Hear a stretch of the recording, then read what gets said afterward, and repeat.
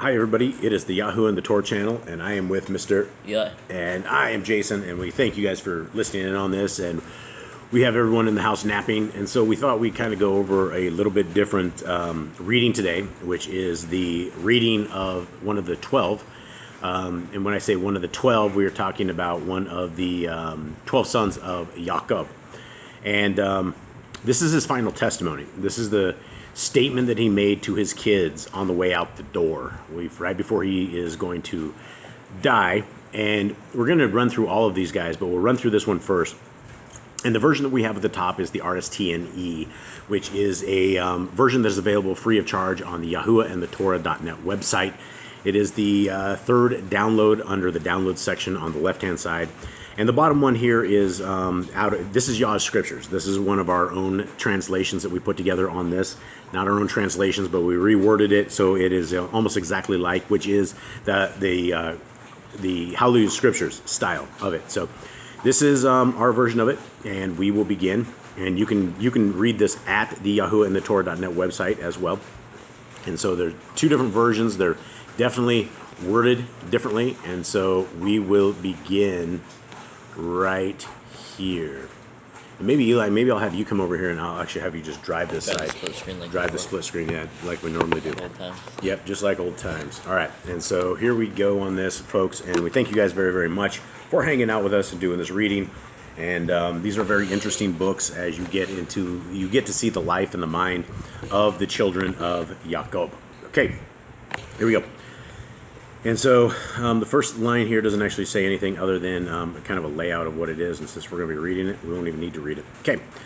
The copy of the testament of Reuben, even the commands which he gave his sons before he died in the 125th year of his life. Okay. Now, a couple things that you guys notice here is when you're reading out of the RSTNE, a lot of the words are different. Stuff like you would never know. And one of them, what do you have, Eli? Are there no verses in the RSTNE? No, there's not. It is just that they have the chapters completely different than the way that we found ours, and we put ours together. So you'll see, right? And so that's life. Yeah, so Qaim is life. And so those are the things that we're trying to point out and trying to read. And so anything that you find different up there, let me know. Okay, verse 2. 2 years after the death of Joseph, his brother, when Reuben fell ill, his sons and his sons' sons were gathered together to visit him. And he said to them, "My children, behold, I am dying, and go the way of my fathers." Fathers is Avoth. Avoth? Yeah, and so what is it? Avoth? Mm-hmm. Okay. So we know that father in Hebrew is Abba, and so this is fathers is Avoth, I believe is what this is looking at. Okay, 4. And seeing there Yehuda and Gad and Asher, his brethren, he said to them, "Raise me up, that I may tell to my brethren and to my children what things I have hidden in my heart. For behold now, at length, I am passing away." So in heart he has Lev. Okay, right. Lev is heart. Mm-hmm. Okay. And so this is interesting because he is so old that he obviously could not lift himself up. And so he had his brothers, Yehuda, Gad, and Asher, lift him up. And so these guys are all getting really old in their times. Okay, 5. And he arose and kissed them, and said unto them, "Hear, my brethren, and do ye, my children, give ear to Reuben your father, in the commands which I give unto you." And what's interesting is that here we have, we have Abba in there too. And a lot of these, they always say, and I guess it didn't say this so far in there, but these, when you start reading these extracurricular ones in the RSTNE, it says Shema. And to hear is basically to hear and obey is what Shema it means. Okay. 6.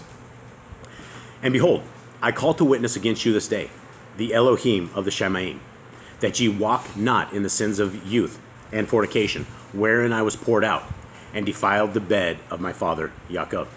Okay, and so he's essentially talking. Everybody knows Reuben as the oldest. He was the oldest of the kids. He completely destroyed his household. And these are very interesting things because we don't hear a tremendous amount about what happened to Reuben after he did his due when he lay with his father's wife, essentially. Okay. And behold, I call to witness against you this day, the Elohim of the Shemaim, that ye walk not in the sins of youth and fornication, where I was poured out and defiled the bed of my father Jacob. And I tell you that he smote me with a sore plague in my loins for 7 months. And had not my father Jacob prayed for me to Yahuwah would have destroyed me. So for months, he has like Chodashim. Chodashim? Yep. Okay. For a month. 8. For I was 30 years old when I wrought the evil thing before Yahuwah. And for 7 months I was sick unto death. All right. So we get a lot more stuff here on this. And we hear that it wasn't just it wasn't his the act that he did. It didn't just go away. So there were issues and there were problems with it. And so essentially for 7 months he was sick unto death. So I don't know what kind of sickness he would have had. Could have been nonstop stomach flu. Could have been nonstop. Who knows what it was. But regardless, it was very, very interesting that that we're hearing these kind of stories. 9. And after this I repented with set purpose of my ruach for 7 years before Yahuwah. And wine and straw and drink I drank not, and flesh entered not into my mouth, and I ate no pleasant food, but I mourned over my sin, for it was great, such as had not been in Yisrael.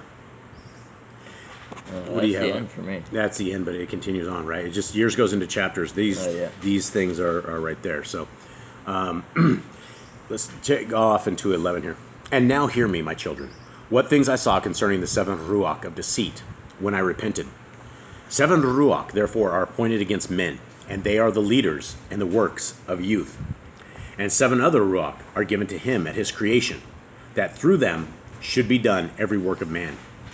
The first is the ruach of Kai, which is the constitution of man is created. All right, so in this one is the Kaim, right? So the ruach of Kaim is life in the RSTNE. The second is the sense of sight, which with ariseth desire. The third is the sense of hearing, which with cometh teaching. The fourth is the sense of smell, with which tastes are given to draw air and breathe. The fifth is the power of speech, with which cometh knowledge. The sixth is the sense of taste, with which cometh the eating of meats and drinks, and by it strength is produced, for food is the foundation of strength. The seventh is the power of procreation and sexual intercourse, with which through love and pleasure sin enters in. So love has Ahava. Ahava? Yep. Ahava. Okay.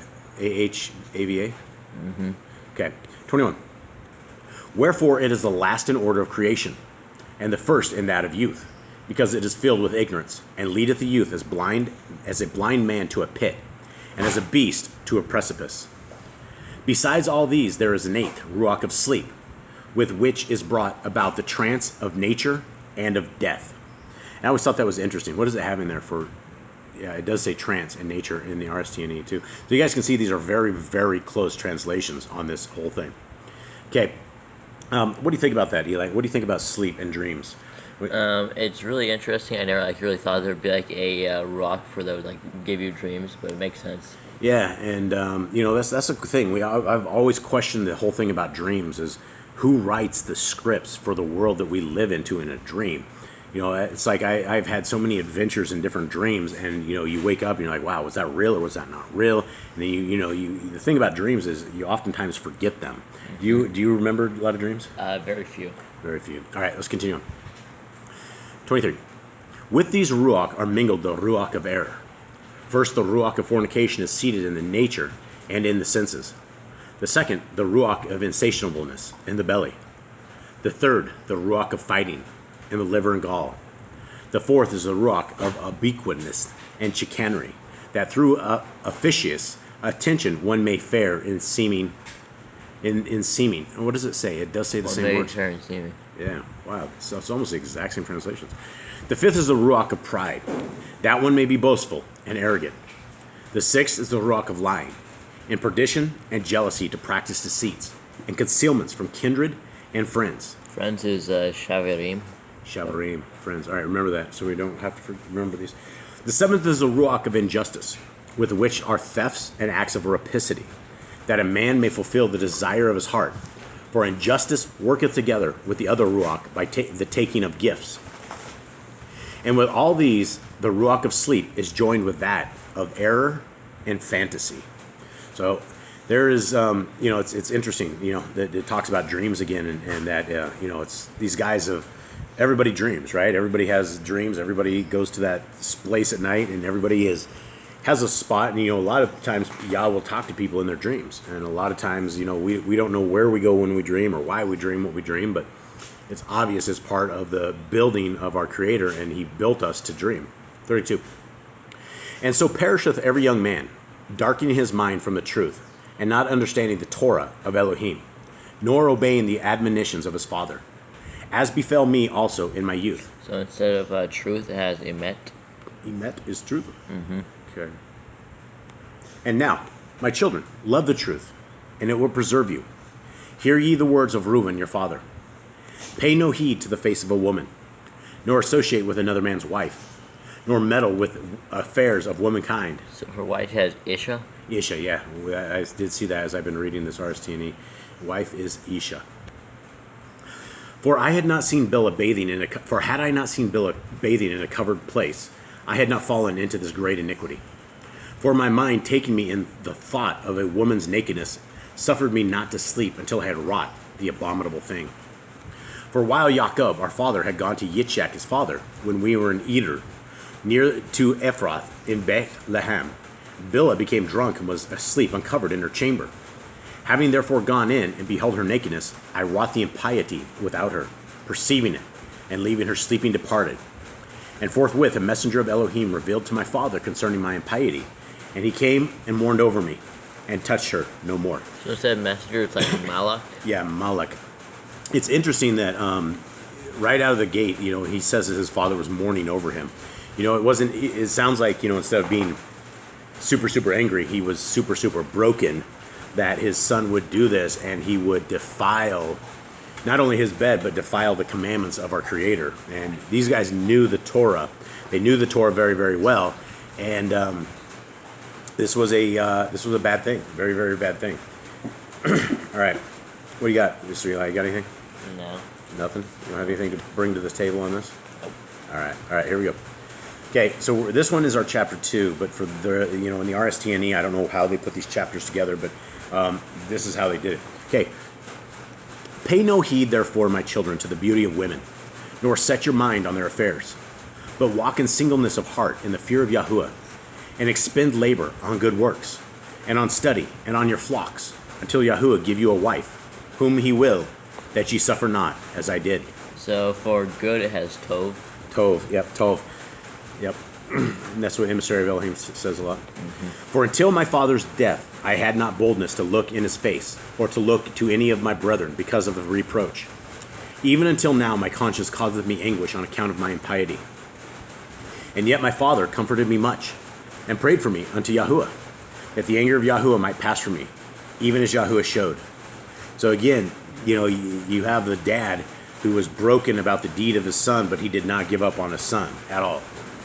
5. And thence therefore until now I have been on my guard, and sinned not. Therefore, my children, I say unto you, observe all things whatsoever I command you, and ye shall not sin. For a pit of the Ruach is sin of fornication, separating it from Elohim, and bringing it near to idols, because it deceiveth the mind and understanding, and leadeth down young men into Sheol before their time. All right, what does he have for Sheol on this? Hell. You just say hell? Mm-hmm. Okay. For many hath fornication destroyed, because though a man be old or noble, or rich or poor, he bringeth reproach upon himself with the sons of men, and derision with Beliar. Satan, Yeah. Satan. Yeah, so Beliar is Hasatan, Satan. Or maybe that is, Belial. Okay, 9. For ye heard regarding Joseph how he guarded himself from a woman, and purged his thoughts from all fornication, and found favor in the sight of Elohim and men. So favor is Chen. Chin. Got it. For the Mitzrayite woman did many things unto him, and summoned magicians, and offered him love potions, but the purpose of his Ruach admitted no evil desire. Therefore the Elohim of your fathers delivered him from every evil and hidden death. For if fornication overcomes not your mind, neither can Beliar overcome you. Does this say Satan Yeah, again? Satan. Where's it at? Right there. Okay, yep, overcome you. Okay. Oops. John. 13. Yep. Okay. For evil are women, my children, And since they have no power or strength over man, they use wiles by outward attractions, that they may draw him to themselves. And whom they cannot bewitch by outward attractions, him they overcome by craft. Now, I don't know if this guy is like an angry guy over this whole thing or something. I'm not sure. This sounds pretty hardcore. I don't think this is every woman. I don't think this is like the majority of women. I know that this does happen, but there are good women who aren't like this. And so I think he was like probably, trying to give an overall view of various things, but, it kind of throws everybody under the bus, which I don't think is a fair thing. 15. For moreover, concerning them, the messenger of Yahuwah told me and taught me that women are overcome by the ruach of fornication more than men. And in their heart they plot against men. And by means of their adornment they deceive first their minds. And by the glance of the evil instill the poison. And even though the accomplished act, they take them captive. Did you say glance of the evil or glance of the eye? A glance of the eye. Did I say that? You said glance of the evil. Okay, glance of the eye. And by the glance of the eye, instill the poison. And though the accomplished act, they take them captive. And again, I think it's unfair to throw every single woman under the bus like this. I don't think it is such a thing. Although women do have that thing. They do have the men in the palms of their hands. So let's continue on. For a woman cannot force a man openly, but by a harlot's bearing she beguiles him. Flee, therefore, fornication, my children, and command your wives and your daughters, that they adorn not their heads and their faces to deceive the mind. Because every woman who useth these wiles has been reserved for eternal punishment. And so, there's a warning right there, right? There's a warning to women, and also to men. I being a man, I will tell you that all of these words fall upon a man, and the men are prowlers of the women, and especially if you are not in Torah, then you are going to be a prowler, and you're going to be doing things that you shouldn't be doing. And we know that we aren't to be having adultery. We shouldn't be doing anything like that. It breaks the commands of Yah, and this is this is what it's all talking about here. 18. For thus they allured the watchers who were before the flood. For as these continually beheld them, they lusted after them, and they conceived the act in their mind. For they changed themselves into the shape of men, and appeared to them when they were with their husbands. So again, we hear a little bit more about things of that nature about the watchers, and we are always wondering how it is that the watchers were conceiving, and it sounds like they were able to change into various shapes, i.e. a man. 19. And the woman lusting in their minds after their forms gave birth to giants, for the watchers appeared to them as reaching even unto Shemaim. So Irem, or watchers Irem. Yep, Irem. I remember that as well from another one I was reading. Yep, the Irem. And that's what they have also in Enoch as well. Mm-hmm. Beware therefore of fornication, and if you wish to be pure in mind, guard your senses from every woman. And to command the woman likewise not to associate with men, that they also may be pure in mind. For constant meetings, even through the Belial deed, be not wrought, are to them an irremediable disease, and to us a destruction of Beliar, and an eternal reproach. For in fornication there is neither understanding nor reverence, and all jealousy dwelleth in the lust thereof. So reverence is Shabbat guarding piety. What is it? Shabbat guarding piety, reverence. Nor Shabbat guarding. That is interesting. Reverence, understanding nor reverence. And so it is interesting that definition they have on that. 24. Therefore, then I say unto you, ye will be jealous against the sons of Lewi, and will seek to be exalted over them. But ye shall not be able. For Elohim will avenge them, and ye shall die by an evil death. For to Lewi, Elohim gave the sovereignty, and to Yehudah with him, and to me also, and to Dan and Yosef, that we should be for rulers. Therefore I command you to hearken to Lewi, because he shall know the Torah of Yahuwah, and shall give ordinances for judgment, and shall sacrifice for all Yisrael until the consummation of the times, as the appointed Kohen and Hagdadah, of whom Yahuwah spake. So Shema is hearken, and Mishpat is... Shema is hearken? Yeah, Shema is hearken. Hearken to Lewi, and then the other one is, let's see...